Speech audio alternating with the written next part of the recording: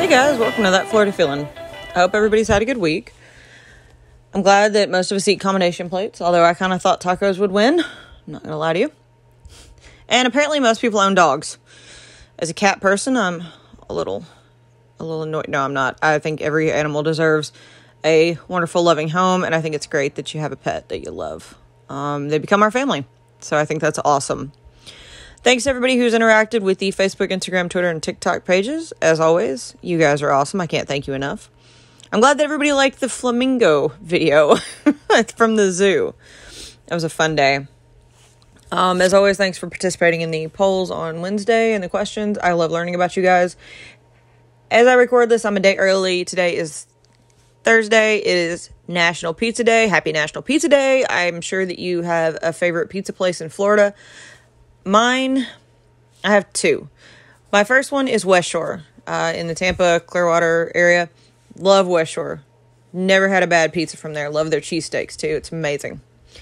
And then the second one is Pizza Time in St. Augustine. Pizza Time is great. It's one of the top pizza places probably in the U.S.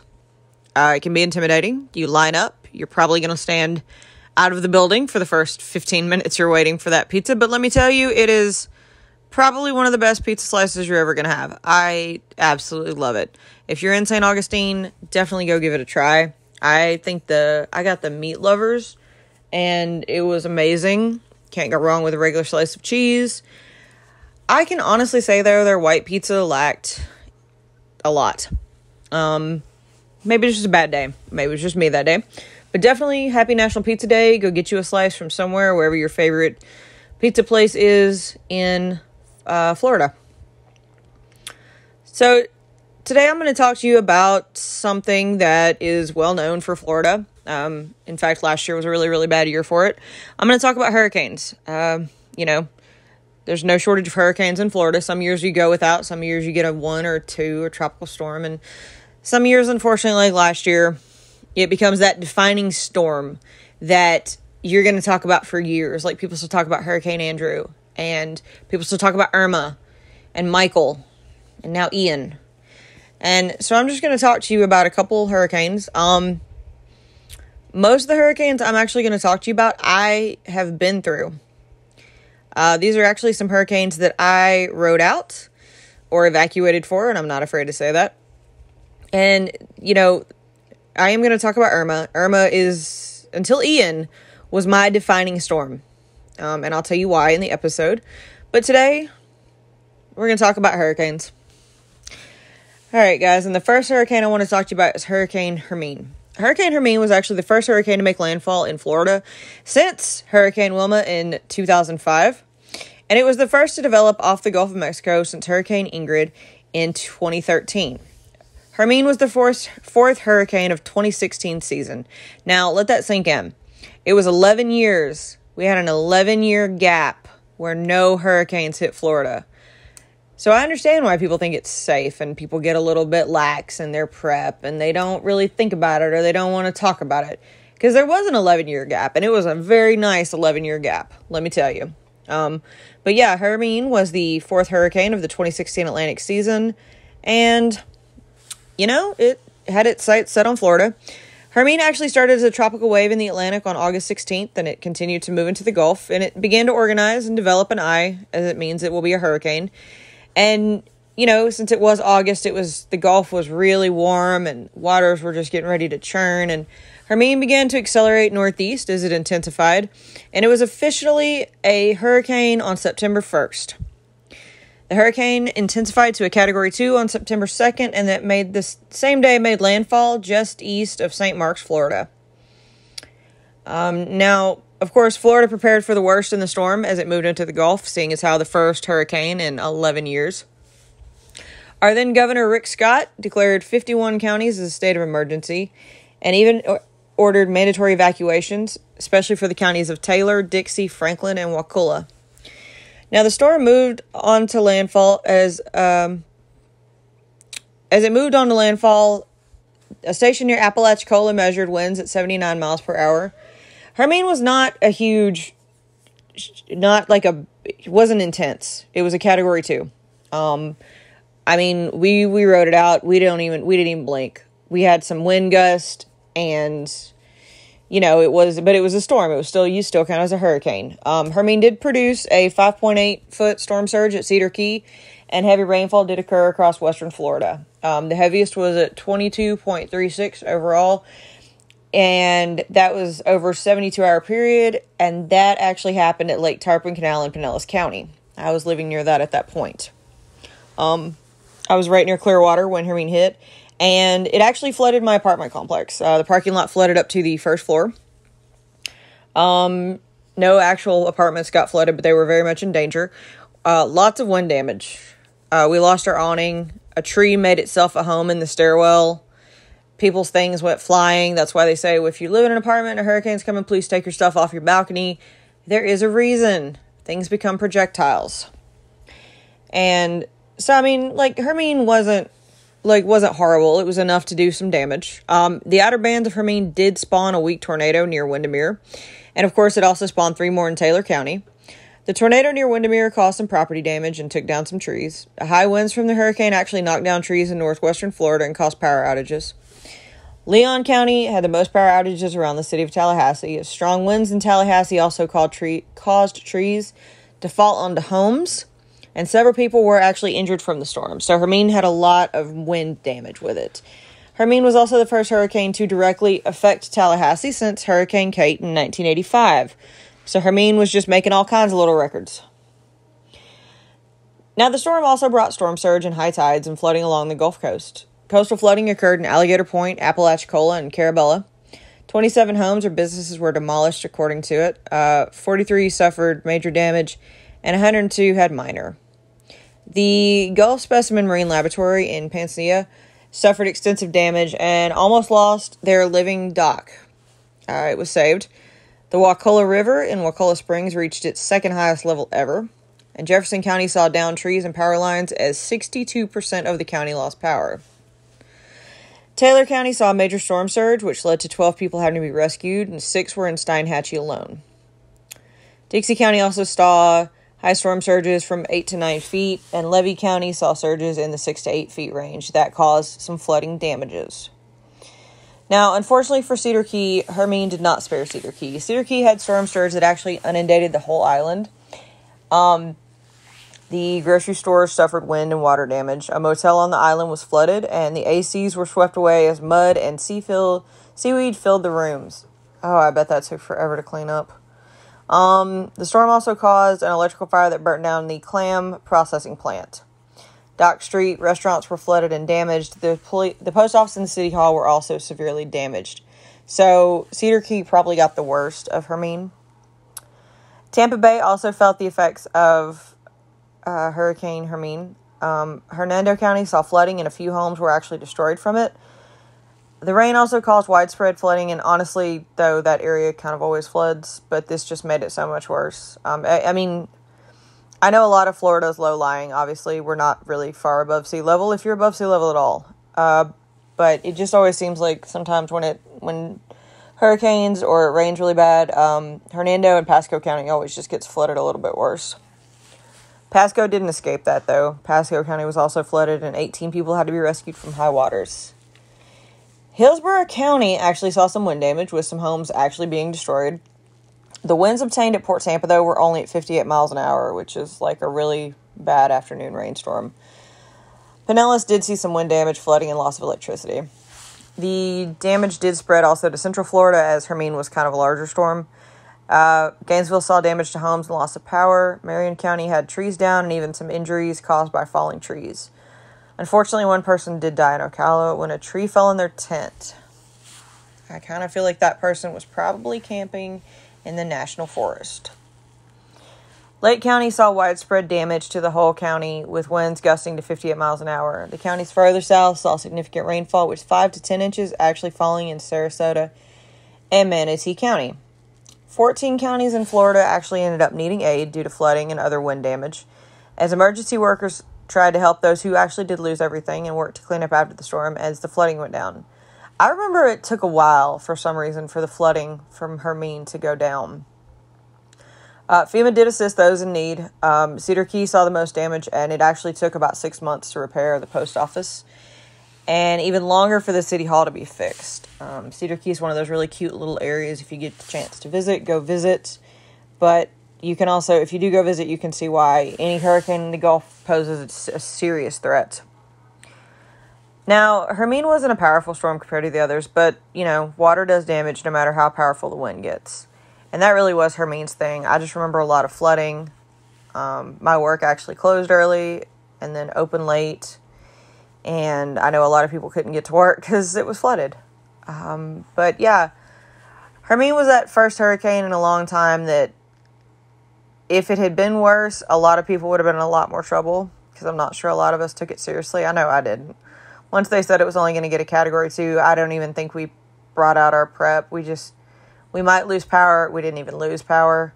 But it was just kind of like that first storm in a long time, just to remind people that Florida does still have hurricanes. The next hurricane I want to talk about is my defining storm. I had to deal with it. I still don't like hearing it. I don't like hearing Hurricane Irma. Just brings bad memories. Hurricane Irma was huge. I mean, it was so large that it covered the entire state of Florida, and it caused absolutely widespread destruction. It was the first Category 5 of 2017, and it was that lifelong storm. Hurricane Irma actually developed off of Cape Verde Islands on August 30th, and it intensified rapidly. The storm tracked through the Caribbean as it headed towards Florida, and the storm hit some islands as a Category 5 before it actually hit Florida as a Category 4. And the thing about Irma is that nobody knew where it was going to hit. Is it going to hit Miami? Is it going to hit the Keys and then swing up? Is it going to hit the Keys and then go to Texas? Is it going to hit the Panhandle? Nobody knew where this storm was headed because its track just kept wobbling. And of course, Florida tried to prepare for the storm as Rick Scott declared a state of emergency. Residents were told to stock up and prepare and expect to be out of power for a while. And let me tell you, they weren't kidding. They were not kidding about the power. The toll roads were open to anyone, and shelters were open to anyone in the state. Evacuations were massive. The state actually told 6.5 million people to evacuate, and it was one of the largest to date in the state's history. I was one of those people. And believe me when I saw a lot of people heed the warning. It was coming for most of Florida, and it was going to be bad. Mandatory evacuations were ordered for 24 counties, including all of the Keys and both sides of the state, and actually most of the Lake Okeechobee area. Volunteer evacuations were given to another 15 counties. Out of all those counties, most of them were very heavily populated. If you've lived in Florida, I hope you know the difference between a mandatory evacuation and a voluntary evacuation. Mandatory evacuation is you need to leave and you need to leave now. If for whatever reason you choose not to leave or you cannot leave and you do not go to a shelter, if something happens, no help can be given. They do not have to come help you because you were told to get out. A voluntary evacuation is we're not sure how bad it's going to be in your area, but if you want to leave, it's probably not a bad idea. That's the difference. Now, the evacuations were just a headache. I mean, it caused major problems on I-95, I-75. For anything that you could get possibly out of the state of Florida was backed up. We were actually stuck in traffic for 16 hours. We left the night before it hit. And we left at 5 p.m. the night before it was supposed to hit. And we did not make it to Tennessee until 10 or 11 a.m. the next morning. And it was horrible. I mean, we saw wrecks, we saw fights, we saw a car on fire. And when I say we made our evacuation, we crept. We just crept through Georgia. I think I did speed through Atlanta. I don't care. They told all the evacuees to go around. I went straight through. I have no shame. I do not care. The other part was that fuel was spotty. As Irma began to come towards the state, it really only added to the evacuation problems. People were hoarding. People were gouging prices. It was awful. They did open the left shoulder for people to drive on as an attempt to ease traffic until the Georgia state line. Georgia was like, "No, we don't do that. Get back in line." But It was bad. Hurricane Irma made landfall on Cudjoe Key on September 10th as a Category 4. And the Florida Keys took the brunt of it. And it was bad. The strongest sustained wind speed was at 112 miles per hour observed on Marco Island. The highest wind gust was 142 at the Naples Municipal Airport.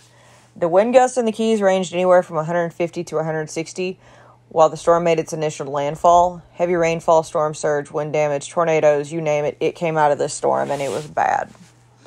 The Florida Keys saw major damage to homes, buildings, trailer parks, boats, roads, electrical grids, cell towers, water supply, fuel supply, you name it. If it was in the Keys, it was messed up.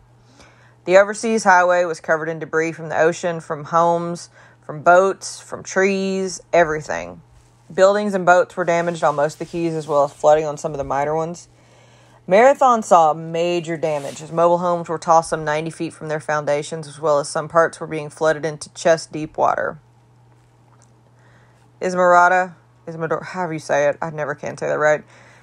Middle Key saw wind damage from the storm, and the Marinos Hospital actually flooded on the first floor. Fort Jefferson and the Dry Tortugas had a moat wall actually collapse from the storm. Key West saw large trees downed, and some fell actually on the home of Shel Silverstein, the former home of his, and it caused major damage. The southernmost Point buoy was also damaged from the high waves and storm surge that covered the city in over 3 feet of water. 14 deaths were actually reported in the Keys from the storm. A portion of the Everglades that's in Monroe County also saw flooding and downed trees, as well as damage to a marina and the Flamingo area buildings of the zoo. A lot of South Florida counties really didn't fare much better when it came to the hurricane, because once it hit the Keys, it swung kind of up. Miami-Dade actually had high winds peaking at 100 miles per hour, which of course caused outages and wind damage. The agricultural industry in that area had over a 50% loss. Surges and high tides pushed into Biscayne Bay, with some parts covering 3 to 6 feet of water. Heavy rainfall occurred near Homestead, and tornadoes actually spawned to the area. Zoo Miami had minor damage, as well as birds and fish that died from the stress of the storm. Sweetwater saw extensive damage to its mobile homes. Fairchild Tropical Botanical Gardens lost many of its rare trees. The Vizcaya Museum and Gardens suffered both wind and flood damage. And downtown Miami saw flooding on its streets as the storm surge overtook Brickell Avenue. So, nobody was spared in South Florida. Broward County saw 109 mile-an-hour winds in Pembroke Pines, and over 74% of the county lost electricity. The damage in the county was mostly wind damage to fences and trees. Tornadoes did spawn from the storm. It actually caused 2 deaths in the county. 21 deaths occurred in the county, and 12 of those were actually from the Rehabilitation Center of Hollywood Hills. If that sounds familiar, it should. I'm going to readdress it here in the podcast, because that was one of the worst tragedies to come out of this storm. Lee County lost cell phone service, power, massive wind damage with over 89 mile per hour winds, property damage. The county actually had 8 to 10 inches of rain that caused flooding to homes and roads. I apologize, you guys. My cat found a bag. Water didn't recede for almost 2 weeks, which actually left a lot of people stranded. In Lee County, Acero saw a neighborhood flood. Cape Coral saw some massive property damage and flooding. Collier County, though, had major damage from the hurricane. Since Marco Island did sustain winds of 112 miles per hour, that didn't bode well for the area. 94% of the county actually lost power, and only 50 of the 212 cell phone towers actually were left working. The path of the eyewall saw significant damage. The storm surge in Naples hit 5.14 feet. Big Cypress National Preserve saw flooding and wind damage to the building in the area. The tornado spawned near Okeechobee, and the storm surge in the south part of the county was between 6 to 8 feet. The Everglades National Park Gulf Visitor Center flooded with over 6 feet of water, and every building in Everglades City was damaged in some form. Goodland was flooded with 5 to 6 feet of water, and some homes were flooded with up to 4 feet of water. Mobile homes in the area were completely destroyed. North Naples even saw waist-deep flooding. Now, of course, the waterfront area of Naples saw 3 to 4 feet of flooding, and it downed many of the trees in the little downtown area. Tin City was actually closed for a month due to significant damage. We went to Tin City like a year after Irma, and they were still doing some massive repairs to it. So the hurricane really took its toll on this area. But the east side wasn't spared much. We already talked about Miami, but Martin County saw winds of 100 miles per hour on Hutchinson Island. Massive flooding. Fort Pierce in St. Lucie County saw 21 inches of rain that flooded several streets, and the Sable Chase Department saw all 144 units on the first floor being condemned due to flooding. Remember, it hit at Naples, and I'm talking about the other side of the state at Fort Pierce. Indian River County saw massive winds and heavy rains. 14 inches actually fell on Vero Beach. Okeechobee County had major power outages. 90% of the county was without power. Heavy rainfall in the area around the lake caused flooding, and the storm affected up the east coast as high as Ormond Beach, with a waterspout coming on shore and creating a tornado that damaged roofs. Irma was a massive storm. Like, if you looked at Irma as it moved over the state of Florida, it covered the entire state.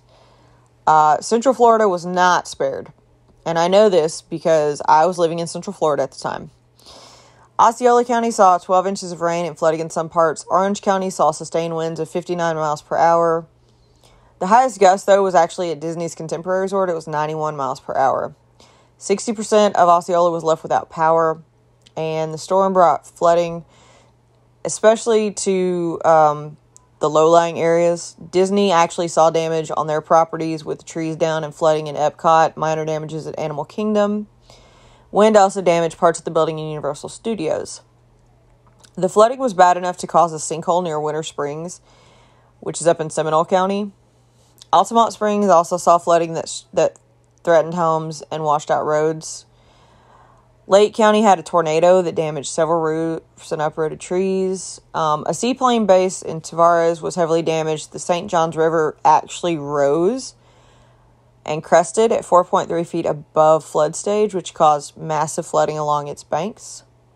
Polk County saw, I said that wrong, I'm sorry, Polk, not Polk, Polk County saw high winds and damages. 17 inches of rain fell in Davenport, and a tornado hit Lakeland, causing wind damage. Auburndale saw wind damage, major power outages, and lots of building structure issues. Fun fact, the eye of the storm basically kind of went over the Bartow Lakeland area. It went over my brand new house I had just bought 3 months prior. And I will tell you a fun story about insurance as soon as I finish telling you about what Irma did to the rest of the state. The West Coast saw a ton of damage, of course, because it went straight up to it. The most unique thing was the negative storm surge that happened in Tampa Bay. And it's the same thing that happened in Ian. All the water got sucked out of Tampa Bay and was sent south, flooding into the storm. The surge did beach a few manatees, but don't worry, people walked into the bay to save them. Sarasota, Manatee, and DeSoto saw high winds and flood damage. Arcadia and DeSoto County was actually the worst when the Peace River flooded over 20 feet, sending water into the campgrounds and nearby buildings. Hardy County saw tornadoes and flooding from the Peace River as well as wind damage. The Peace River actually overflowed after cresting in almost 24 feet in Zolfo Springs, which is near Wauchula. It entered homes, vehicles, and RVs. Highlands County saw damage from winds. Mobile homes in Avon Park were destroyed from both winds and flooding.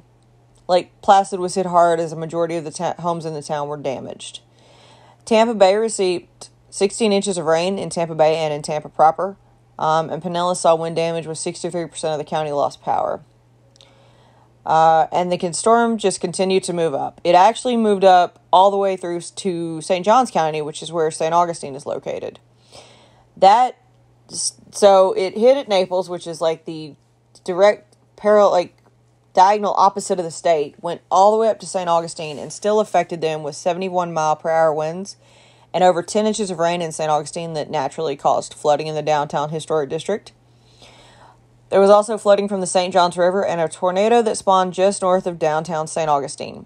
The tornado also hit Volano Beach. A stronger tornado formed in Crescent Beach and damaged buildings and downed trees.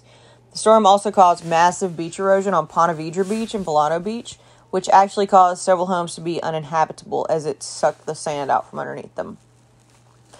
Duval didn't fare much better as Jacksonville flooded. The city received up to 11 inches of rain, and the wind also downed power lines, trees, and caused minor damage to buildings. The Panhandle also had damage from the storm. They got storm-force winds that downed power lines and uprooted trees.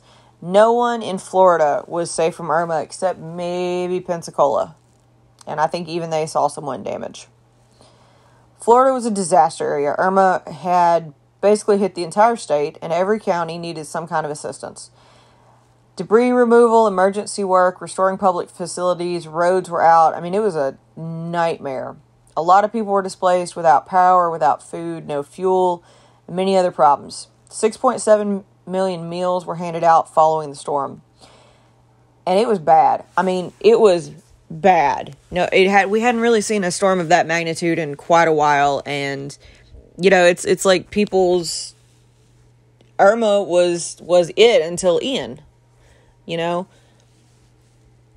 the thing that was worse was that heavy rainfall came after the storm. Like, normally when a hurricane moves through, then the weather kind of actually surprisingly gets really nice.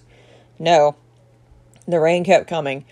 And this really just added problems. I mean, this hurricane caused damage to cities, agriculture, tourism, you name it. We were without power for a week and a half.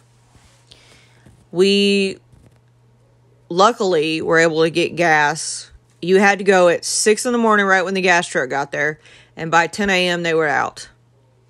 We had to go daily to get a bag of ice for our cooler and to keep whatever cold that we absolutely had to. And when we finally got power back, we didn't have any food, that was, we wanted to cook. We wanted a hot meal for once. So we went to 7-Eleven and we bought a box of macaroni and cheese and a thing of milk. We didn't have butter, didn't matter. And we made macaroni and cheese at midnight because the power came on at like 8 p.m. I've never been more happy to have power and air conditioning, let me tell you. But Irma really did mess a lot of people up. And you could still see some of the damage from Irma, now it's probably been taken over by Ian. But the storm really, really affected Florida. It's a real thing to feel these really, especially the rest of the hurricane season. Anytime a storm was out there, I was scared. I didn't want to do it again. I didn't want to deal with it. I didn't want to have to come back. I didn't want to have to leave. I didn't want to have to prep. It's horrible. Now, I mentioned the rehabilitation center at Hollywood Hills, and that's literally one of the worst stories that ever came out of Irma. The facility did not have a backup generator for whatever reason, and this meant that when the storm knocked out the power, they were dealing with heat, humidity, and flooding that came with the storm. The facility was, for some reason, not listed on Florida Power and Light's priority list, and they ended up having to call 911 several times just to get help for their residents. The paramedics finally arrived on scene when they could, and they found many patients suffering from heat strokes, fevers, and high body temperatures. 100 patients were taken to nearby hospitals due to respiratory distress or heat-related issues. 12 patients died in total. The Florida lawmakers gave an immediate response to this incident. I remember hearing about this on the news. This was an absolutely nightmare of a situation.